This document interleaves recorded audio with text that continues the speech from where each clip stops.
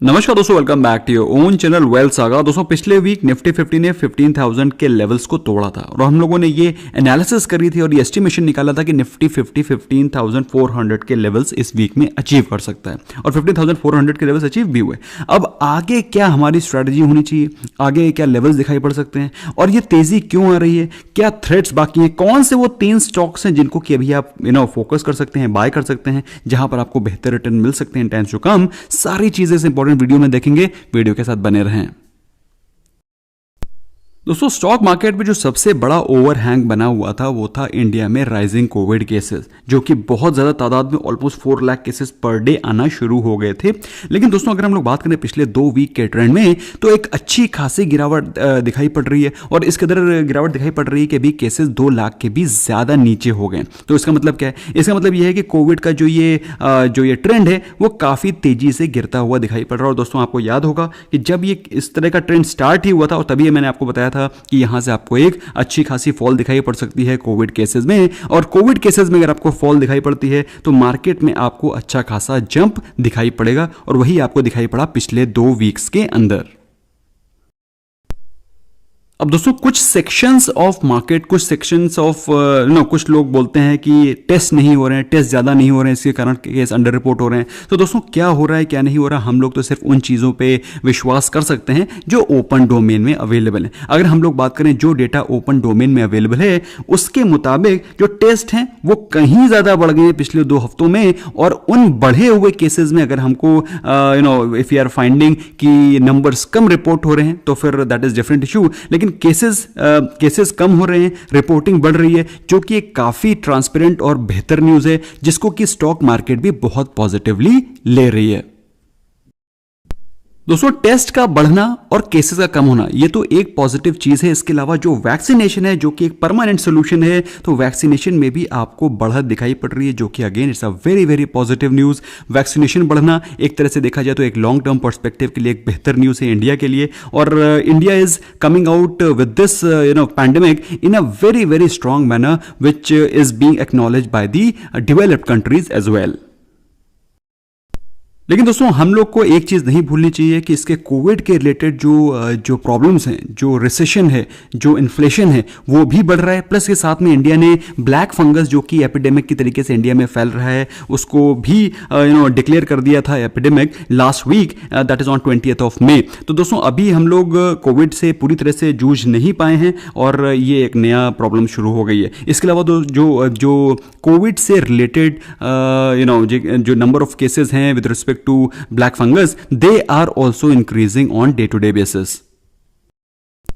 और दोस्तों इन सब का जो क्यूमुलेटिव इंपैक्ट होगा इन्फ्लेशन पे, अनएम्प्लॉयमेंट पे और जो रिसेशन ओवरऑल क्रिएट ये करेगा उसको उससे हमें we should not create oversight from these data.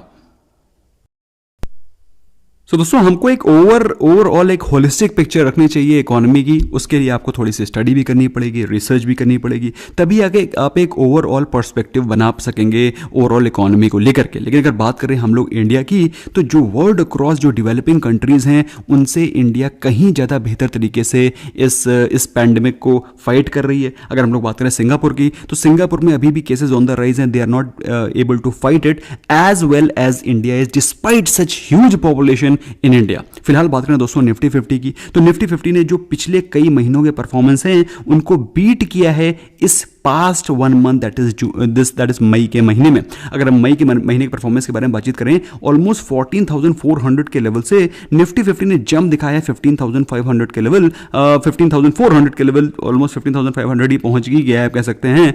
तो ऑलमोस्ट 1,000 पॉइंट्स की जंप दिखाई है निफ्टी 50 ने with in a span of 1 month. और अभी कोई भी साइंस ऑफ रिवर्सल, कोई भी साइंस ऑफ करेक्शन नहीं, क्योंकि अगर आप इस कैंडल को ऑब्जर्व करें तो आप पाएंगे कि अपने ऑल टाइम हाई पर ये कैंडल क्लोज हो रखी है। क्लोज हो रखी है मतलब क्या है कि अभी भी मोमेंटम बिल्कुल पॉजिटिव है, बुलिश मोमेंटम कंटिन्यू है। कोई भी साइन ऑफ ऊपर के प्राइस से कोई रिजेक्शन नहीं है, जैसा कि आप पिछले 4 महीनों में देख रहे थे ऊपर के लेवल से प्राइस रिजेक्शन हो रहा था। ऐसा कोई प्राइस रिजेक्शन नहीं है, जो कि क्लियर कट दर्शाता है कि आपको 16,000 के लेवल्स के लिए तैयार हो जाना चाहिए। अब आपका क्वेश्चन होगा सर आप इतने कन्विक्शन के साथ कैसे बोल रहे हैं। सो दोस्तों कन्विक्शन के लिए अगर हम लोग चार्ट्स को अच्छे से पढ़ना जानते हैं, दोस्तों अगर आप चार्ट को अच्छे से पढ़ना नहीं जानते हैं दोस्तों, MACD, मूविंग एवरेज, ADX, ये सब जानने से चार्ट एनालिसिस नहीं आती। चार्ट एनालिसिस के कुछ बुनियादी उसूल हैं जो कि आपको पता होने चाहिए, then only you can understand. If you want to learn more you can consider joining our courses, जिसका कि मैंने लिंक डाल रखा है। अदरवाइज भी काफी सारा फ्री कंटेंट यूट्यूब पे पड़ा हुआ है, आप जाकर के उसको देख सकते हैं। हमारी प्लेलिस्ट है टेक्निकल एनालिसिस की, जस्ट गो थ्रू दैट, आपका काफी ज्यादा पर्सपेक्टिव क्लियर होगा। एनीवे, बात करें निफ्टी 50 की, तो दोस्तों निफ्टी 50 में आपको एक राउंडिंग बॉटम पैटर्न बनता हुआ दिखाई पड़ रहा है जो कि एक रिवर्सल पैटर्न दिखाता है। और अभी हम लोग अगर इसके राउंडिंग बॉटम पैटर्न को अगर हम लोग ऑब्जर्व करें तो पिछले 3-4 वीक में जो मूवमेंट हुआ है वो काफी ज्यादा स्ट्रांग हुआ है, जो कि बताता है कि यहां से मोमेंटम पॉजिटिव ही कंटिन्यू रहने की उम्मीद है। लेकिन अगर हम लोग इसको डेली चार्ट पे एनालाइज करेंगे तो हमको कुछ और भी बेहतर पर्सपेक्टिव क्लियर होगा। फिलहाल बात करें अगर वीकली चार्ट पे स्ट्रेंथ की, तो relative strength index is again showing 65, जो कि बताता है कि वीकली चार्ट पे भी निफ्टी 50 अभी भी स्ट्रांग है। अगर दोस्तों हम लोग डेली चार्ट पे देखें तो डेली चार्ट पे भी आपको RSI 65 के ऊपर ही दिखा रहा है, जो कि एक स्ट्रॉन्ग मूवमेंट को दर्शाता है। राउंडिंग बॉटम पैटर्न आपको एब्सोल्युटली क्लियर दिखाई पड़ रहा है। अच्छा, इसमें एक चीज बहुत ही इंपॉर्टेंट है दोस्तों, ये सारी की सारी चीजें, चार्ट पैटर्न्स, टर्मिनोलॉजीज अगर आप पीस मील में सीखेंगे, ऑर्गेनाइज तरीके से सीखेंगे नहीं, तो आपकी एनालिसिस भी पीस मील में ही आप कर पाएंगे। आप ऑर्गेनाइज तरीके से चार्ट एनालिसिस नहीं कर पाएंगे। तो सीखना है तो अच्छे से एक बेहतर स्ट्रक्चर्ड तरीके से आपको सारी चीजें सीखनी पड़ेगी। फिलहाल दोस्तों अगर हम लोग बात करें इसमें क्या आगे हो सकता है, तो मेरे हिसाब से दोस्तों 15,500 के आसपास आपको एक छोटा सा पुल बैक डेफिनेटली एक्सपेक्ट करना चाहिए, और निफ्टी 50 को 15,500 के आसपास, 15,100 के आसपास फिर से आते हुए एक्सपेक्ट करना चाहिए। आई एम प्रिटी होपफुल कि आपको 15,100 के आसपास एक बार फिर से बाइंग की अपॉर्चुनिटी मिलेगी। हो सकता है इस वीक नहीं तो अगले हफ्ते, लेकिन दोस्तों मुझे लगता है डेफिनेटली आपको 15,100 के लेवल्स आते हुए दिखाई पड़ेंगे, और उसके बाद डेफिनेटली निफ्टी 50 में आपको 16,000 प्लस के levels in this may be June और may be in July expiry, July series में आपको 16,000 के लेवल्स डेफिनेटली दिखाई पड़ने वाले हैं। निफ्टी 50 में जो मोमेंटम क्रिएट हो रहा है वो बहुत ही स्ट्रांग है, और आपको 16,000 के लेवल्स के लिए तैयार रहना है। एक भी स्टॉक को सेल करने की जरूरत नहीं है, निवेशित रहिए, बल्कि जो भी अच्छी क्वालिटी ऑफ स्टॉक्स हैं जो कि इस समय आपको डिप्स पे मिल रहे हैं, जिसके बारे में अभी डिस्कस करूंगा, उनको डिप्स पे बाय करके एक्यूमुलेट करें for long term. They are going to be a wealth creator for you in times to come. दोस्तों सबसे पहली पिक इस वीक की मेरी है रिलायंस इंडस्ट्रीज। अगर आप रिलायंस इंडस्ट्री को देखें तो पिछले ट्रेडिंग सेशन में उसने 6% का एक जबरदस्त ब्रेकआउट दिया है।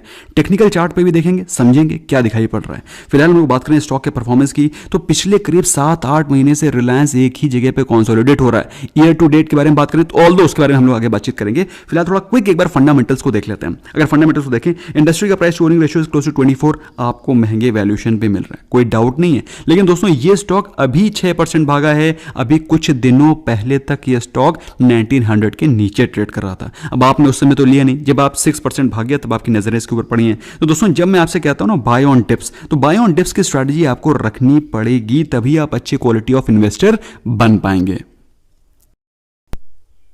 दोस्तों अच्छे स्टॉक तो सभी को पता है, लेकिन अच्छे स्टॉक को सही प्राइस पे बाय करना ये सबसे जरूरी काम है। अगर आप अच्छे स्टॉक को अच्छे प्राइस पे नहीं बाय करेंगे तो 8-8 महीने तक आपको होल्ड करना पड़ेगा। आपकी पेशेंस गिव अप कर देगी और आप उस स्टॉक को सेल कर देंगे जैसे ही वो ब्रेकआउट होने वाला होगा उसके जस्ट पहले। तो उसके लिए आपको चार्ट एनालिसिस अच्छे से आनी चाहिए, टेक्निकल एनालिसिस को मास्टर करना पड़ेगा। फिलहाल बात करें स्टॉक के एक महीने के परफॉर्मेंस की, तो पिछले ट्रेडिंग सेशन में ही 6% के आसपास स्टॉक में जंप आया है। अदरवाइज अगर इस 6% के जंप को हटा दें तो पिछले एक महीने से स्टॉक में कोई खास मूवमेंट नहीं हुआ था, जबकि सेक्टर करीब 7% ऊपर था। Sensex was approximately 3.5% up. दोस्तों जैसा कि मैंने आपको बताया कि पिछले इस साल के परफॉर्मेंस के बारे में बात करें, पिछले 4 महीने 5 महीने के परफॉर्मेंस के बारे में बातचीत करें, तो 6% का ही जंप आपको दिखाई पड़ रहा है, और 6% का जंप पिछले ट्रेडिंग सेशन में ही आया है। तो मतलब इस साल की शुरुआत से अभी तक पिछले 5 महीने में रिलायंस इंडस्ट्री ऑलमोस्ट फ्लैट ही ट्रेड कर रहा है। मतलब एक बहुत ही अच्छे वैल्यूएशन पे, बहुत ही अच्छे कंसोलिडेशन पे आपको मिल रहा है। अगर अभी भी बात करें तो सेक्टर 9% ऊपर है, सेंसेक्स 7.5% के आसपास ऊपर है। रिलायंस इंडस्ट्री अभी ही मूव करना शुरू किया है। तो मेरे हिसाब से अगर रिलायंस इंडस्ट्रीज में आप अभी भी इन्वेस्ट करते हैं, I think it's not a very costly buy. और अच्छे स्टॉक को अच्छे प्राइस पे बाय करके उसको होल्ड करना बहुत जरूरी है, ताकि वो आपको करिश्मा दिखा सके अपनी अच्छे फंडामेंटल्स और परफॉर्मेंस का। तो रिलायंस इंडस्ट्रीज ने पिछले 3 साल में मल्टी बैगर रिटर्न दिए। दोस्तों ये 1 लाख के इन्वेस्टमेंट को, अगर आपने 3 साल पहले 1 लाख के इन्वेस्टमेंट को किया होता तो वो बन गया है 1,27,000। और ऐसा नहीं है कि आपने 3 साल पहले किया होता, अगर आपने पिछले साल भी इसमें इन्वेस्टमेंट किया होता ड्यूरिंग कोविड या फिर कोविड के समय जब रिकवरी आ रही थी तब से भी पैसा आपका अच्छा खासा 60 to 70% रिटर्न्स आपको पिछले 7-8 महीनों में भी मिल चुके हैं। सो ओवरऑल देखा जाए पिछले पोस्ट कोविड भी इस स्टॉक ने अच्छा रिटर्न, अच्छी परफॉर्मेंस करके दिखाई है। दोस्तों अगर आप चार्ट को देखेंगे तो चार्ट को अगर ऑब्जर्व करेंगे तो दोस्तों आप पाएंगे कि इसने भी रिसेंटली ही इस लेवल से ब्रेकआउट दिया है, जो कि है 2010-2015 लेवल्स। तो 2010 पे एक स्ट्रॉन्ग रेजिस्टेंस जोन था जहां पे इसने एक ब्रेकआउट दिया और बहुत ही स्ट्रॉन्ग तरीके से ब्रेकआउट दिया है। उस हिसाब से इसमें 2200 के लेवल्स तो आपको साफ साफ दिखाई पड़ रहे हैं। 2200 लेवल्स तो मतलब यू मस्ट एक्सपेक्ट कि 2200 लेवल्स तो आपको बहुत ही जल्दी दिखाई पड़ सकते हैं। It's just a matter of time कि आपको 2200 लेवल्स चार्ट पे दिखाई पड़ेंगे। उसके बाद next level which you should expect is 2300, जो कि 2200 के ऊपर अगर आपको अच्छा चार्ट पैटर्न दिखाई पड़ता है, अच्छा कैंडलस्टिक पैटर्न दिखाई पड़ता है, then you must expect 2300 levels also in this series. फिलहाल 2200 के लेवल्स के लिए अगर आप चाहें तो इसमें बाइंग कर सकते हैं। इन्वेस्टमेंट करने से पहले अपने फाइनेंशियल एडवाइजर की एडवाइस डेफिनेटली लें और खुद रिसर्च करना भी बहुत जरूरी है। दोस्तों दूसरा स्टॉक है L&T फाइनेंस। अब L&T फाइनेंस के बारे में बातचीत करें तो दोस्तों ये स्टॉक आपको बहुत ही अच्छे प्राइस टू अर्निंग रेशियो पे मिल रहा है। अगर हम लोग इसके कंसोलिडेटेड धंधे के बारे में बातचीत करें, क्योंकि ये एक होल्डिंग बिजनेस है, तो अगर आप इसके कंसोलिडेटेड बिजनेस के बारे में बात करें तो इंडस्ट्री के प्राइस टू अर्निंग रेशियो से कहीं ज्यादा सस्ते वैल्यूएशन पे मिल रहा है। लेकिन अगर आप इसके individual performance, that is stand alone performance को देखेंगे तो आपको लगेगा ये इतना बेहतर परफॉर्म नहीं कर रहा है। और यही रीजन है कि ये स्टॉक अभी भी अपने हाई लाइफ टाइम हाइस को तोड़ नहीं पाया। लेकिन यहां पर एक बहुत ही अच्छा वैल्यूएशन और एक बहुत ही अच्छा चार्ट स्ट्रक्चर दिखाई पड़ रहा है, उसको हम लोग देखने की कोशिश करेंगे। फिलहाल स्टॉक देता है 1% के आसपास की डिविडेंड यील्ड, जो कि मेरे हिसाब से एक बहुत ही शानदार डिविडेंड यील्ड है। तो दोस्तों फंडामेंटल एनालिसिस करने के लिए आपको थोड़ा समय देना पड़ेगा। अब मैं आपके लिए क्विक एनालिसिस करके देता हूँ फंडामेंटल्स की। इसका मतलब ये नहीं है कि आपको इसके एनालिसिस नहीं करनी है, आपको इसके पूरी बैलेंस शीट्स, उसके पिछले 5 साल के नंबर्स को स्टडी करना पड़ेगा, एनुअल रिपोर्ट्स को पढ़ना पड़ेगा, तभी आप उससे कुछ हेड आउट निकाल पाएंगे। फिलहाल बात करें 1 महीने की परफॉर्मेंस की तो स्टॉक ऑलमोस्ट फ्लैट ही रहा है पिछले 1 महीने में। अगर बात करें सेक्टर की तो सेक्टर करीब 5.5-6% के आसपास भाग चुका है, जबकि सेंसेक्स भागा है करीब 3.5%, जो कि बताता है कि स्टॉक में कोई खास रनअप अभी तक नहीं हुआ है। जबकि पिछले 1 साल के परफॉर्मेंस के बारे में बातचीत करें तो stock has given approximately 75% returns. लेकिन पिछले 1 साल के परफॉर्मेंस को कैलकुलेट करने का कोई मतलब नहीं है, क्योंकि दोस्तों पिछले साल से अभी के समय में अगर हम लोग परफॉर्मेंस के बारे में बात करें तो ऑलमोस्ट हर स्टॉक ने डबल रिटर्न्स दिए हैं, क्योंकि कोविड के समय में बहुत जबरदस्त फॉल हुई थी और ये सारे के सारे रिटर्न्स तब के हैं। तो उसमें कोई बहुत बड़ा अचीवमेंट नहीं है अगर आपने पैसे को डबल कर लिया है पिछले साल, अगर आपने बॉटम पे खरीदा है तो। फिलहाल बात करें दोस्तों सेक्टर की तो सेक्टर ने 96% के रिटर्न दिए हैं। तो इसको देख करके आपको ज्यादा चौंक नहीं आना है कि यार वो तो कोविड के समय पे जिसने इन्वेस्ट किया पैसा डबल हुआ है, मेरा भी हुआ है, मेरा तो पैसा इस समय डबल से कहीं ज्यादा हो गया। तो फिलहाल दोस्तों अगर बात करें हम लोग स्टॉक की तो स्टॉक ने सेंसेक्स से बेहतर परफॉर्मेंस किया है, जबकि सेक्टर से उसने अंडर परफॉर्म किया है और अपने हाईज दैट इज 112 के हाई से अच्छे खासे डिस्काउंट पे भी मिल रहा है। अच्छा दोस्तों अगर हम लोग इसको देखें भी रिसेंटली जो इसका जो मूवमेंट चल रहा है वो काफ़ी पॉजिटिव चल रहा है। उसका रिसेंटली ऐसा लग रहा है ट्रेंड रिवर्सल भी चार्ट पे विजिबल है। और अगर हम लोग बात करें RSI की which is getting closer to 60, जो कि बताता है कि इसके मूवमेंट में स्ट्रेंथ आपको दिखाई पड़ रही है। इसके अलावा दोस्तों अगर हम लोग इसके हाईस के बारे में बात करें तो मार्च के महीने में ही इसने 112 के हाई लगाए थे। ज़्यादा पुरानी बातचीत नहीं कर रहा हूँ, 6-8 महीने की पहले की बात नहीं कर रहा हूँ। I am just talking about the price which was just there 2 months back. मेरे हिसाब से दोस्तों अगर जैसे इसमें 95 के लेवल्स टूटते हैं तो यहां से आपको एक अच्छा खासा अपमूव दिखाई पड़ सकता है। मे बी 110 और 115 के लेवल आपको शॉर्ट टर्म में दिखाई पड़ सकते हैं। लेना चाहें तो ले सकते हैं, अदरवाइज वॉच लिस्ट में डालें, ऑब्जर्व करें, स्टडी करें, क्योंकि दोस्तों ये करना, स्टडी करना, ऑब्जर्व करना भी एक बहुत इंपॉर्टेंट चीज है।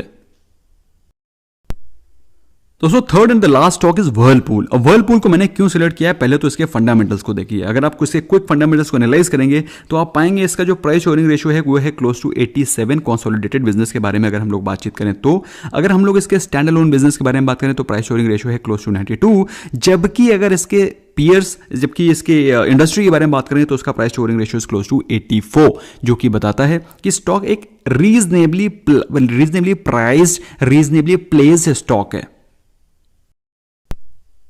दोस्तों आज जो मैंने तीनों स्टॉक्स पिक किए हैं वो बेसिकली वैल्यू बाइंग पे निर्धारित हैं, आधारित हैं। अगर हम लोग बात करें एक महीने के परफॉर्मेंस की तो पिछले एक महीने में भी वर्लपूल ने कोई खास मूवमेंट नहीं दिखाया। मतलब मैं इस समय जब निफ्टी अपने ऑल टाइम हाई पर है तो मैं वो स्टॉक्स लेकर के आया हूं जो कि ज्यादा भागे हुए नहीं है, जिसमें कि अभी भी आपको एक सही वैल्यूएशन दिखाई पड़ रही है। जबकि सेक्टर 3% के आसपास और सेंसेक्स 3% से ज्यादा भाग चुका है, Whirlpool is still at that very range only.